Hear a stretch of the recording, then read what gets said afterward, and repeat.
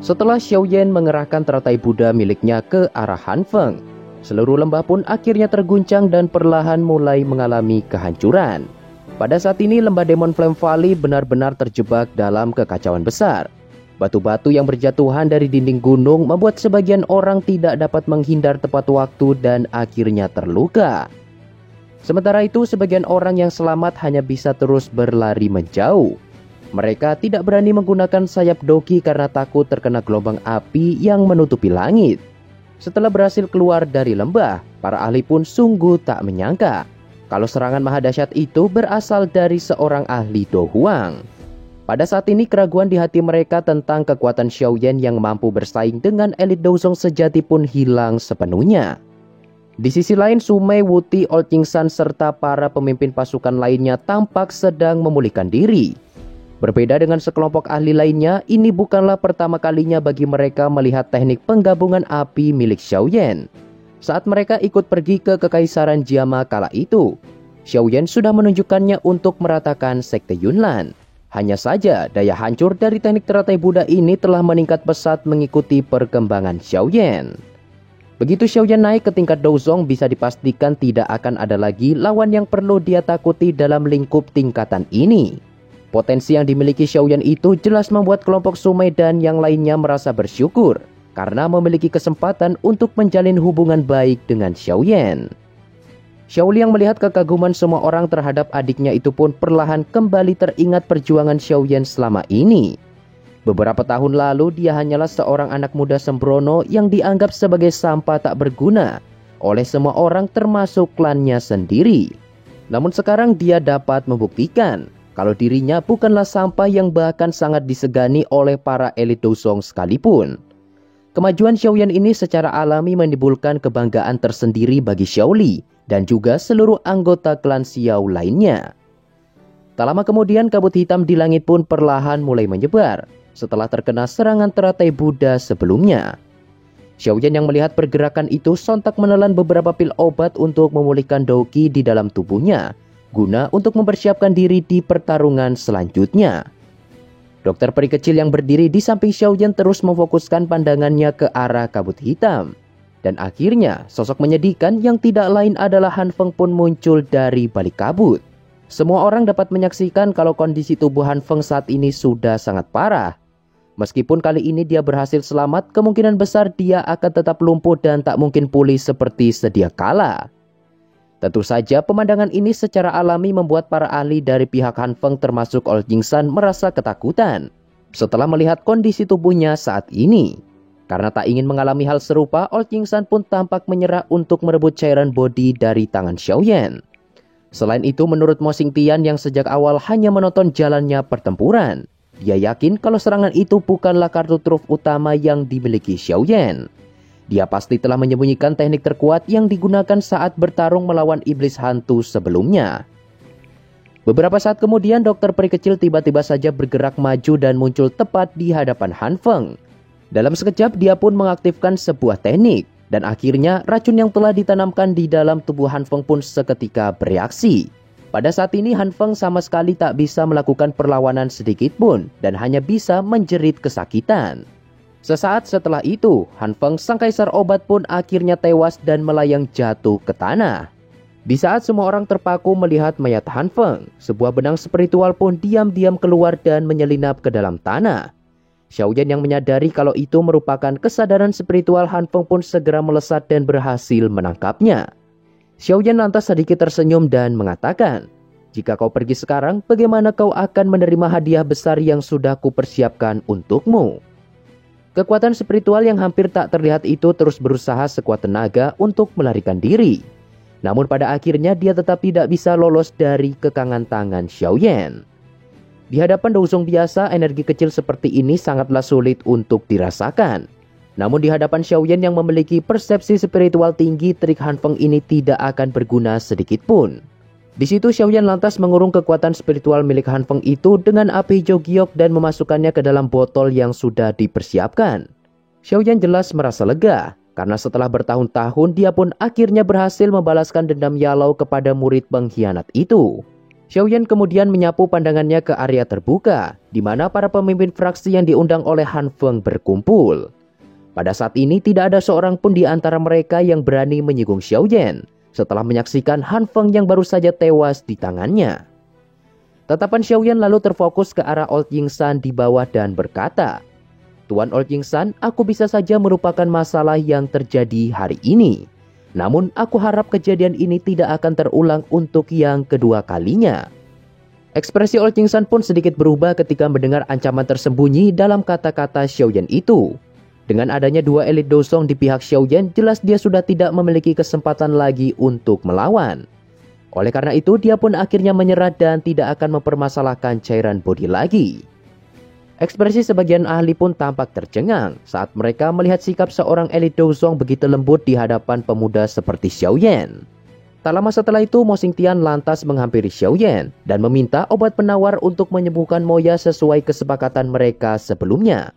Setelah mendapatkan resep yang dibutuhkan, Mo Xingtian pun pamit dan pergi meninggalkan lembah tersebut, diikuti dengan para ahli lainnya yang tidak memiliki kepentingan dengan Xiaoyan. Setelah pertempuran besar ini berakhir, nama Demon Flame Valley pun secara resmi dihapus dari daftar fraksi yang berdiri di wilayah Black Corner. Sementara Xiaoyan menghampiri Xiaoli untuk menanyakan kondisi semua orang. Para ahli dari gerbang Xiao pun dengan cepat bergerak sesuai perintah yang diberikan untuk mencari harta karun Demon Flame Valley yang kemungkinan tersembunyi di tempat tersebut. Namun setelah menelusuri tempat itu dalam waktu yang cukup lama, mereka pun sama sekali tidak menemukan harta benda apapun, seakan-akan harta yang mereka cari ini memang tidak pernah ada di tempat tersebut. Selang beberapa waktu, Xiaoyan pun melirik ke arah Xian dan teringat kalau dia memiliki teknik khusus yang bisa melacak harta apapun. Namun karena beberapa waktu ini dia merasa diabaikan oleh Xiaoyan, Xian pun memasang ekspresi kesal di wajahnya. Setelah berhasil membujuk Xian, kelompok Xiaoyan pun bergerak mengikuti petunjuk yang diberikan olehnya. Sampai akhirnya mereka pun tiba di hadapan dinding batu yang cukup luas. Dengan senyum bangga di wajahnya, Xian lalu melompat ke salah satu bagian dinding dan langsung menghantamkan tinju kecilnya sekuat tenaga. Dan dalam sekejap, dinding batu itu pun runtuh dan membentuk sebuah terowongan menuju goa persembunyian yang cukup gelap. Berkat bantuan Xian itu, mereka pun akhirnya berhasil menemukan ruang persembunyian yang digunakan Demon Flame Valley untuk menyembunyikan benda pusaka mereka. Karena tempat ini masih sangat asing, Xiaoyan dan yang lain pun terus meningkatkan kewaspadaan mereka sambil berjalan masuk ke dalam gua tersebut. Setelah menelusuri terowongan itu cukup lama, kelompok Xiaoyan akhirnya sampai di ujung goa dan lagi-lagi menemukan sebuah pintu batu. Demi keamanan, Xiaoyan lalu menyerahkan masalah ini kepada Tetua Suqian dan tidak membiarkan Xian bertindak sesuka hatinya lagi. Tetua Suqian pun dengan cepat mengerahkan energi Doqi miliknya dan langsung menghantam pintu itu dengan sangat keras. Hingga akhirnya bongkahan batu yang sangat tebal itu pun berhasil dihancurkan. Namun tepat ketika pintu ini terbuka, sebuah serangan pun tiba-tiba melesat keluar dan mencoba menyerang Tetua Suqian.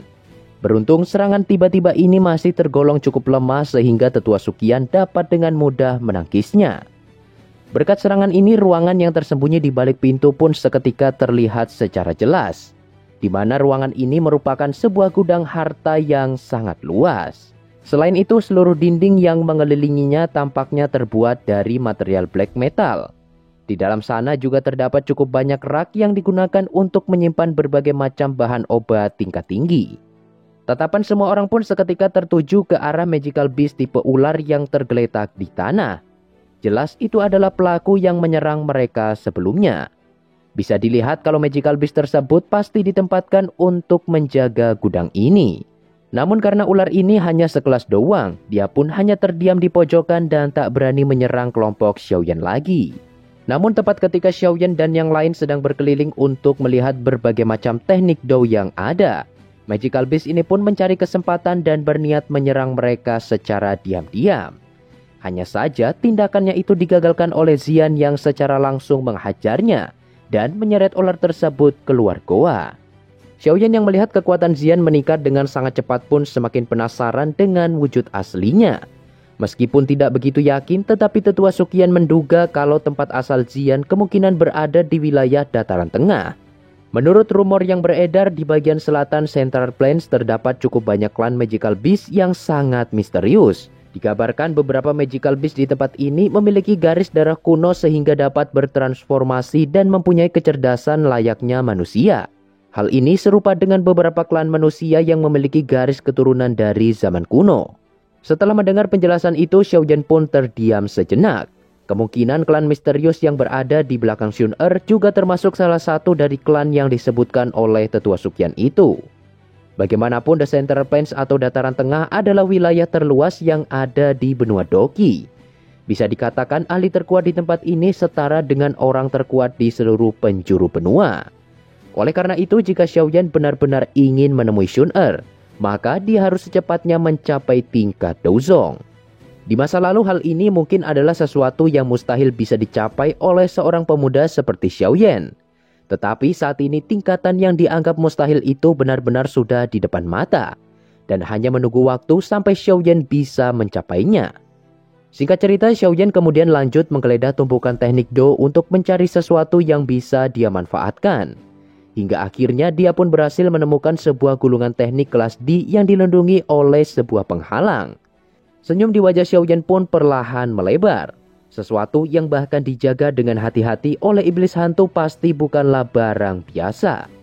Setelah mengamati cahaya itu dengan sangat teliti, Xiaoyan pun menyadari kalau cahaya tipis ini mengandung energi spasial yang ditinggalkan oleh iblis hantu. Meskipun tidak begitu kuat, tetapi ada kemungkinan barang di dalamnya akan hancur jika dia membukanya secara paksa.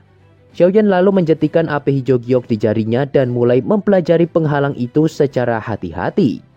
Namun di situ Xiaoyan segera menarik api surgawi tersebut setelah menyadari kalau energi yang ditinggalkan iblis hantu sangat sensitif dan bisa meledak kapan saja.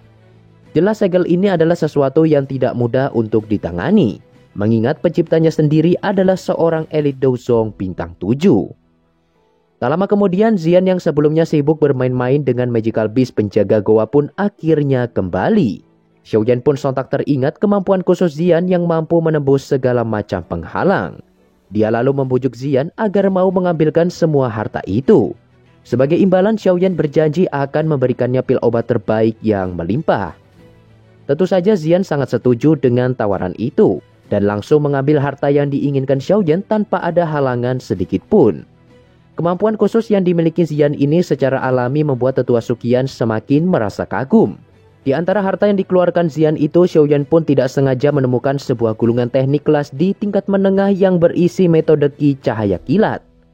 Xiaoyan pun seketika tersenyum dan menyerahkan gulungan itu kepada Xiaoli. Teknik tersebut sangatlah cocok untuknya mengingat Xiaoli sudah lama mempelajari metode Qi petir. Sedangkan bagi Xiaoyan, teknik semacam ini kurang efektif untuk dilatih, mengingat dia memiliki afinitas api. Setelah memberikannya kepada Xiaoli, Xiaoyan kemudian membuka gulungan lainnya dan menemukan sebuah teknik yang sangat menarik, yaitu teknik penciptaan api. Pada awalnya Xiaoyan tampak cukup kebingungan, mengingat sebelumnya dia telah mendapatkan teknik serupa dari tetua Fangyan. Namun begitu melihat ada lambang original di dalam gulungan itu, Xiaoyan pun sedikit terkejut dan bertanya-tanya, apakah teknik yang dia dapatkan dari tetua Fangyan merupakan tiruan saja? Karena merasa penasaran, Xiaoyan pun mulai membaca gulungan itu secara perlahan. Dan benar saja gulungan ini merupakan versi yang telah disempurnakan oleh iblis hantu. Kegembiraan pun melonjak di wajah Xiaoyan. Jika dia berhasil mempelajarinya, kemungkinan dia akan bisa menciptakan api surgawi tiruan. Dengan begitu, dia tidak perlu lagi khawatir dengan batasan untuk menciptakan pembantaian api lotus.